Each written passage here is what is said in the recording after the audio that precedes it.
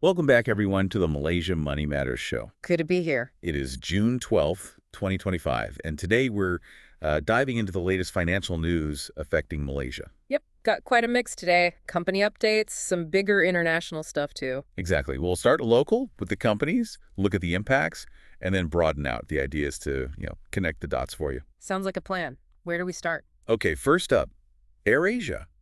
Looks like they're in pretty advanced talks for at least 100 Airbus jets. Interesting. Including the A220, the smaller one, apparently. So what's the impact there? Well, it signals a bit of a strategic shift, maybe focusing more on those regional routes with smaller planes. Plus, it's like their first major order since before the pandemic hit. Ah, right.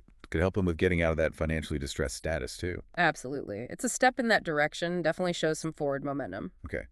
Next, Bertam Alliance, the property developer. They're set to exit Practice Note 17 today, June 12th. Yeah, good news for them. It's been, what, 7 years? 7 years. So they finally regularized their financial condition. Bursa Securities gave the okay. Good to see. Moving on, Cuckoo International. They've cut their IPO price. Yeah, down to RM 1.08, which means, the fundraising target is lower now, about RM 155 million. Right, and the valuation drops, too, to RM 1.55 billion. Exactly. Seems like the initial market reaction wasn't quite what they hoped for, and there was that listing delay, too. Okay, now this one sounds big. Daeon, the data center developer in the Johor, Singapore Special Economic Zone, they've secured RM 15 billion in financing. 15 billion. Yeah, that's huge. Multi-currency, too. It's a massive boost for the JSSEZ development. Includes a green Islamic facility, I saw. That's right. Really significant for driving digital connectivity in the region. Big investment signal. Okay. FGV Holdings, their plan to get full control of 8 subsidiaries from Koperasi, Permodal, and Felda, Malaysia, that RM 230 million deal. It's been deemed fair and reasonable. Yeah, so that looks set to go ahead. The impact. Stronger control over key units for FGV should help operations. Any impact on earnings? Expected to slightly increase earnings per share, yeah. So positive on that front, too. Right. Logistics now, GDX, they seem optimistic about keeping their earnings recovery going in FY 2025. Driven by tech growth, they say. They did get back to profit in Q4 FY24. And their cash flow is strong. Apparently so. Supports dividends, and they're even planning some selective tech acquisitions. Interesting. Okay, Kimtech Chiang Consolidated, buying land in Kota Kinabalu. Yeah, over 15 acres for nearly RM 40 million. The plan is a regional distribution and warehouse hub. So improving efficiency, supply chain control. Exactly. It's about supporting their expansion East Malaysia, maybe Brunei, Indonesia down the line. Makes sense. Mudijaya Group's unit, Mudijaya Corporation, they've settled a dispute with THB Power. RM 52.67 million settlement. So that resolves a pretty significant financial claim. How does that work? They get paid? In tranches, yeah. Which should help their books. And they'll likely withdraw that winding up petition they filed. Got it. Penang Court Master Plan. Looks like it includes developing the Northern Petroleum Terminal. Yeah, so adding a dedicated bulk petroleum storage facility enhances capacity for that kind of cargo alongside the other upgrades planned. Okay. PLUS Malaysia and Jensen Green Tech are teaming up. Yes, the EV charging hubs along the North-South Expressway. Integrated retail, too. First one at Seremban R&R by 2027. It's a good move. Makes EV travel easier, provides fast chargers, amenities, supports the national green goals. Definitely needed. Mobile has signed a pact with OCK Group. To be one of their preferred partners for 5G in-building coverage. So using OCK's expertise. Exactly. Helps U-Mobile accelerate their 5G rollout, especially indoors, high-density areas, important for hitting coverage targets. Right. And UE Holdings. Shares are up again after a big contract win. Yeah, RM 92.4 million from Tenaga National. It's a big boost for their earnings forecasts. What kind of work is it? Specialized stuff, like horizontal drilling. Demand is strong, driven by Tenaga's energy transition, plus data center needs for underground cables. Okay, one more company item. Visinone Holdings and Primordiu Industries. They've mutually terminated that Sabah housing contract. Yeah, the RM 490 million one. Apparently they reassessed the commercial viability, plans are changing. Any financial hit? No. Importantly, no work had started, no costs incurred. Yeah. So the impact is just the cancellation itself. Okay, let's shift gears then. Wider view. International and political news affecting the finances you care about. First, the Ministry of Finance on the SST expansion from July 1st. Right. They reaffirmed essential goods will be exempt. So it's targeted. Seems so. non-essential or imported items mainly.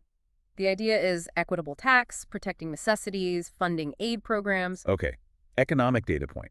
Malaysia's industrial production rose 2.7% year-on-year in April. Which was actually slower than expected. Manufacturing picked up, yeah, but mining and electricity output declined. So overall growth below forecasts for April. Pretty much, despite stronger manufacturing sales figures. Bitter news on the jobs front, though.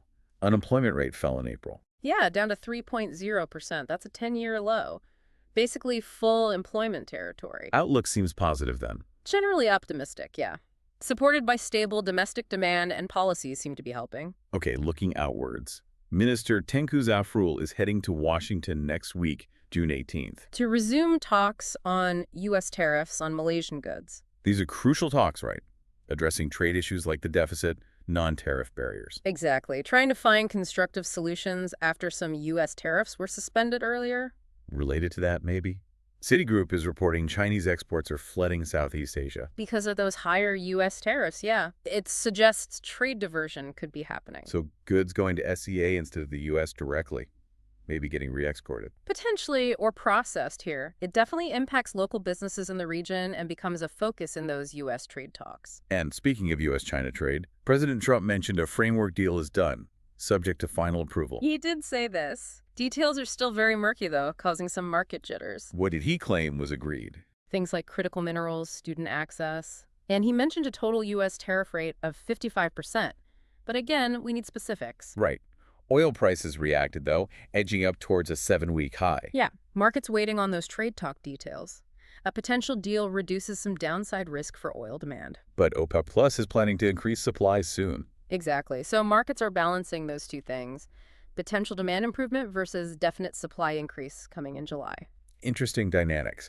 An ECB study showed the U.S. dollar lost market share last year. But the euro wasn't the main beneficiary, which is interesting. No gained. Gold, other currencies. It suggests investors are maybe questioning the dollar's dominance, but they don't see the Eurozone's financial setup as a strong enough alternative yet. Right. Fitch Ratings, meanwhile, revised the 2025 global sovereigns outlook. To deteriorating from neutral. Not great news. Why the change? They point to increased trade tariffs, policy uncertainty, weaker global growth, high public debt, political risks, geopolitical tensions. Quite a list. Basically, a less stable outlook for government's creditworthiness. Okay, let's hop over to Japan. Wholesale inflation slowed in May. Yeah, 3.2% annually, below forecast. Falling import costs helped, thanks to the yen rebound. Does that ease pressure on the Bank of Japan? Somewhat, yeah. Less immediate pressure to hike rates, although rising food prices show inflation isn't totally gone. Now, Taiwan. Life insurers there have huge investments in U.S. bonds, right? Facing losses. U.S. $700 billion invested. The issue is currency risk. They have massive U.S. dollar exposure, low hedging. So when the Taiwan dollar strengthened sharply. Exactly. Big currency losses on those investments highlights a systemic risk for their industry, really. Okay, and finally, the World Bank. They've cut their global growth forecast for this year. Down to 2.3%. And they warned this decade, the 2020s, could see the weakest growth since the 1960s. Wow. What are they blaming? Pretty directly, increased trade tensions and policy uncertainty, weakening the whole global outlook. Okay, that really covers a lot of ground for today. A real mix of local company news and these big global currents. Absolutely. And you can really see how they connect, you know? Trade tensions impact local exporters. Global growth forecasts affect investment sentiment here. It all ties together. So that wraps up our deep dive for today. Lots happening. Definitely keeps things interesting. To stay informed on all the latest Malaysia Money Matters, please do subscribe to the Malaysia Money Matters podcast. See you next time. Hey there, thanks for tuning in. If you would like a deeper dive into all the investment opportunities from today's news, subscribe to my newsletter at moneymatters.substack.com. I will be sharing a deeper analysis of the key investment opportunities from today's news, including what makes these opportunities stand out and how they fit into the broader market trends. By subscribing to the Malaysia Money Matters newsletter, you will also get exclusive insights on my watch list and portfolio and fundamental reports on Malaysian listed companies.